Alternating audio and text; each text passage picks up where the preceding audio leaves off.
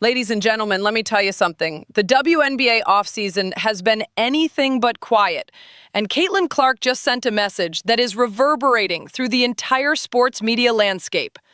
This is not about basketball statistics. This is not about her third season with the Indiana Fever. This is about a young woman who has absolutely had enough, and she is making that crystal clear in the most modern way possible.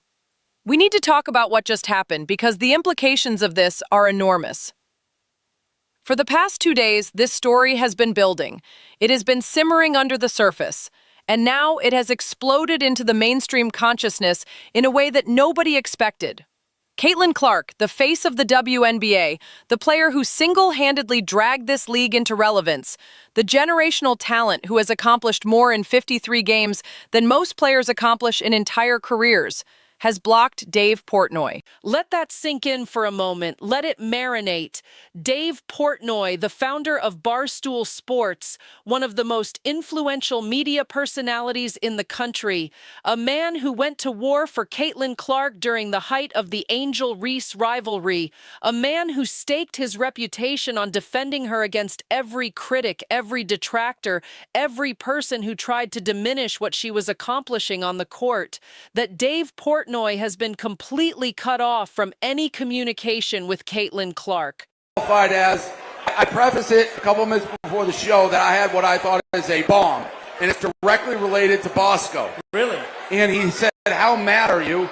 And I said, on a scale of 10, I think I'm an 11 or a 12. I'm really mad. So he wouldn't tell me the bomb. I asked him said what it is. over. I was like, "Do you want to tell me now?" He's like, "No, I want to." So, and this is the truth. We're in Indianapolis. There's a WNBA team that plays here. Indiana, I am a huge fan. Yes. I've been to the games. Caitlin Clark, we stay in touch, we talk, one of my favorite athletes. Yes. This guy at a dinner Yeah. puts her boyfriend on the phone. The brother. But clarify. Somebody on the phone related to this family, a McCaffrey. She blocked me.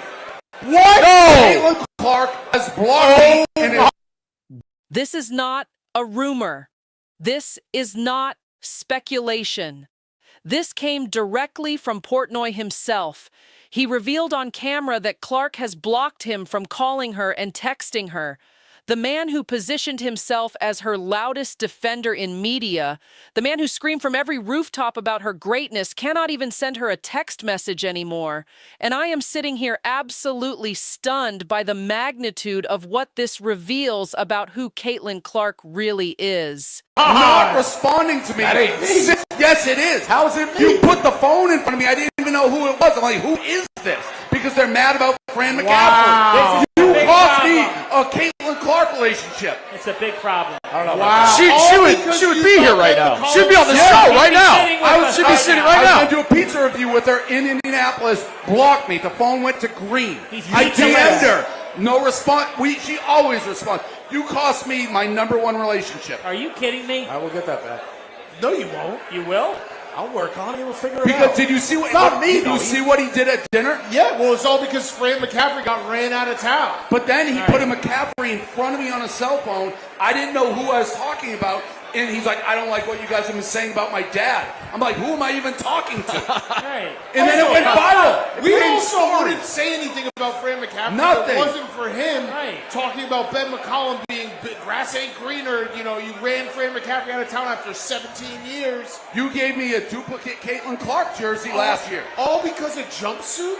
All because Fran McCaffrey gave you a jumpsuit? Oh, Have you ever talked to Fran McCaffrey? It's a piece of Whoa! Have you This ever is crazy, talked to Bosco. Fran McCaffrey?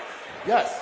Fran. Yes. Not the Have been watching this young woman tear apart record books since her days at the University of Iowa. We have been watching her dominate headlines, dominate ratings, dominate merchandise sales. She was taken first overall in the draft. She was named Rookie of the Year in 2024. She has been selected to the WNBA All-Star Game in both of her 2 seasons. She earned a spot on the All-WNBA first team.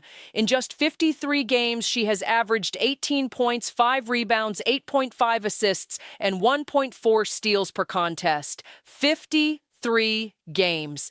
That is it. That is all it took for her to establish herself as arguably the biggest name in the entire league. Think about that for a second. Think about the exponential growth potential here.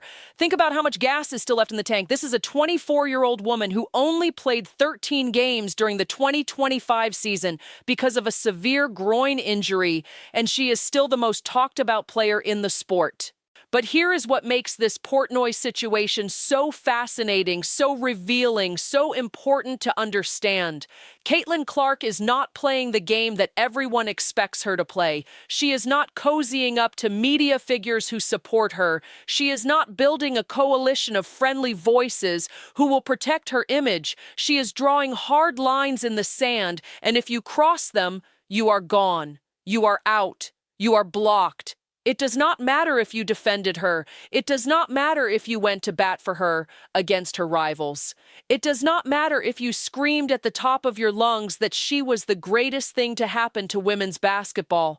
If Caitlin Clark does not like what you are putting into the atmosphere, she will cut you off without a second thought. This is extraordinary. This is a level of personal boundary setting that we rarely see from athletes, especially athletes who are still building their brands, still in the early stages of their careers. Most players would kill to have someone like Dave Portnoy in their corner. Most players would recognize the value of having a media mogul singing their praises to millions of followers. But Caitlin Clark looked at that relationship and said no, and we need to ask ourselves why. What happened? What did Portnoy do or say that crossed the line? We do not have all the answers yet. But what we do know is that Clark has demonstrated a willingness to burn bridges with anyone, regardless of how supportive they have been, if she feels they are not aligned with her values or her vision. This speaks volumes about her character. This speaks volumes about her independence. And frankly, this speaks volumes about the challenge that faces anyone who wants to cover her, support her, or work with her in any capacity. I have seen this dynamic play out before. I have covered teams where players and their families make it absolutely clear who they rock with and who they do not. And let me tell you something, the Clark family does not hide their feelings. You go to a game in Iowa, you look at Mr. Clark, Mrs. Clark, her brother, her father, and if they do not like you, their facial expressions will tell you everything you need to know. They will look at you funny. They will let their actions speak louder than any words ever could. They are not subtle about it. This is a family that protects its own. This is a family that has created a bubble around Caitlin, and if you are not inside that bubble, you are on the outside looking in, and once you are on the outside, good luck getting back in. Now, there are reports circulating, and I want to be careful here because we are dealing with unconfirmed information, but the rumblings are that Caitlin Clark may be appearing on a podcast hosted by Sophie Cunningham. This would be the Show Me Something podcast, and if this is true, it represents a carefully selected media opportunity. Clark is not going to sit down with just anyone. She is going to choose her platforms, choose her interviewers, choose the conversations she wants to have. And this is where it gets interesting for Sophie Cunningham, because if you are a journalist, if you are an interviewer, if you have any integrity at all, you have to ask about this Portnoy situation. You have to. This is the biggest off-court story in the WNBA right now. You cannot just ignore it and throw softball questions at her. That is not journalism. That is public relations. But here is the uncomfortable truth about covering athletes like Caitlin Clark. If you ask the hard questions, if you press on topics they do not want to discuss, if you challenge them in any way, you risk getting cut off. You risk losing access. You risk being blocked just like Dave Portnoy. This is the fundamental tension in sports media. You cannot have genuine personal relationships with players you are covering because sometimes you have to call them out when they are wrong. Sometimes you have to report things they do not want reported. Sometimes you have to be critical. And the moment you do that, the moment you step outside the approved narrative, you become persona non grata. I know this from experience. I have covered teams where players went from friendly to hostile overnight because of one story, one comment, one observation that they did not like. And it does not matter how much positive coverage you gave them before. It does not matter how much you supported them. One wrong move and you are done. Dave Portnoy just learned this lesson the hard way.